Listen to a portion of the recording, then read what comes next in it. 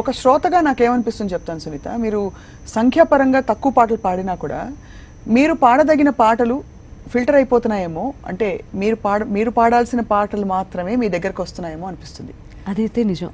So ఒకసారి పాట can we recall how you sang that day? నిద్ర వస్తుందో పక్కన, కాన్ బిలీవ్.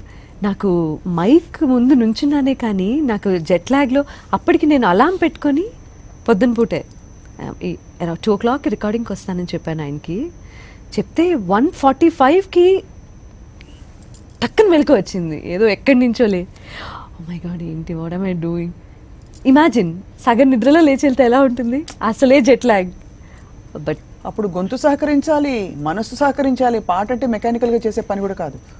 చాలా మందికి అర్థం కాని విషయం ఏంటంటే, పాట అంటే జస్ట్ లైక్ దట్ మైక్ పట్టుకొని వెళ్ళి పాట రావటమే కదా, లేకపోతే ఏసీలో కూర్చొని పని చేసేదే కదా, లేకపోతే ఏసీ థియేటర్ ఉంటుంది వెళ్ళి పాడడమే కదా.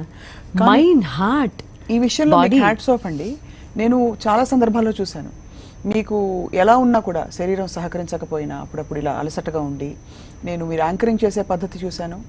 అండ్ మీరు ఎంత ఏకాగ్రతతో, నా జీవితంలో చాలా విట్నెస్ చేశారు, చూసాను, నిజంగా చూసాను. ఎందుకంటే ముందు అసలు తయారవడమే పెద్ద తలకాయ నొప్పి అండి. అసలే మనకి అలసటగా ఉంటే మనం చక్కగా ఇప్పుడు ముందు కెమెరా ముందుకు రావడానికి తయారవ్వాలి, లేకపోతే ఫలానా ఇలా ఉండాలి అని అనుకోవడమే అదొక పెద్ద బర్డెన్. అవన్నీ పక్కన పెట్టి మీరు అక్కడికి వచ్చినప్పుడు రెడీ సార్ అని the way you start, really your true professional. అయ్యో, థ్యాంక్ యూ. అన్ని నేర్పించేసింది, లైఫ్ నేర్పించింది, ప్రొఫెషన్ నేర్పించింది, అండ్ చాలా మంచి జరిగింది నాకు. అవన్నీ చెరిష్ చేసుకుంటూ ఉంటాను ఆల్వేస్. ఇప్పుడు అయ్యో నాకు బాగాలేదు, నాకు చేయలేదు, ఇటువంటివి ఏవి గుర్తుకు రావు. Suddenly if I sing a beautiful song like this, or మనం చేసే వర్క్, యాంకరింగ్ కావచ్చు, పాట కావచ్చు స్టేజ్ మీద, దట్స్ అ బ్లెస్సింగ్.